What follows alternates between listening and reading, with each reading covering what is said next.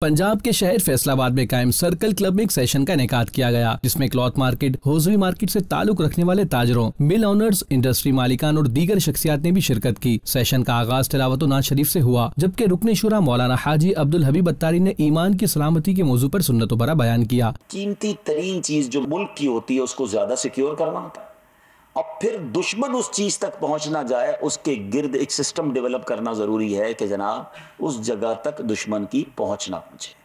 ٹھیک ہے، یہ سمجھ آئے نا آپ سب کو؟ جس کا مضبوط تھا وہ بچ گیا۔ اب آپ سے سوال میرا کرنا بنتا ہے کہ بینگ اے مسلم، میرا اور آپ کا سب سے قیمتی سرمایہ کیا ہے؟ سب سے قیمتی سرمایہ کیا ہے؟ ایمان۔ ماشاءاللہ، نہ گاڑی ہے، نہ بنگلے ہیں، نہ فیکٹری ہے، نہ پیسہ ہے۔ میرے پاس اور آپ کے پاس جو سب سے قیمتی سرمایہ نا، وہ ایمان ہے۔ ایمان نہیں تو کچھ بھی نہیں، اور ایمان ہے نا اور کچھ بھی نہیں ہے دنیاوی طور پہ، تو بھی ایمان اتنی بڑی چیز ہے۔ یعنی ایمان کی برکت یہ ہے کہ اگر کوئی شخص خربوں پتی اور دنیا بھر کی اس کے پاس نعمتیں، ایمان نہیں تو وہ ہمیشہ ہمیشہ جہنم میں رہے۔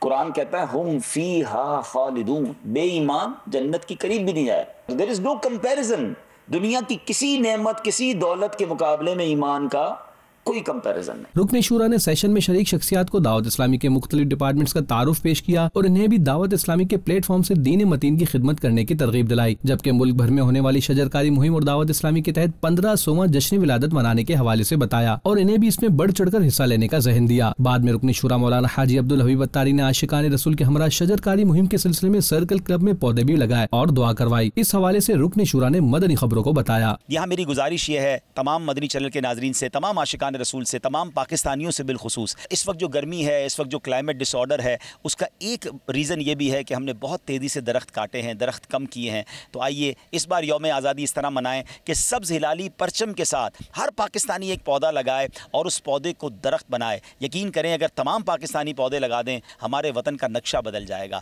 آنے والی نسلوں کے لیے ہم آکسیجن کی فیکٹریاں اور ہرا بھرا پاکستان چھوڑ کر جائیں گے۔ دعوت اسلامی ہمیں رہن سہن، اٹھن بیٹھن، ہر چیز الحمدللہ سکھاتی ہے۔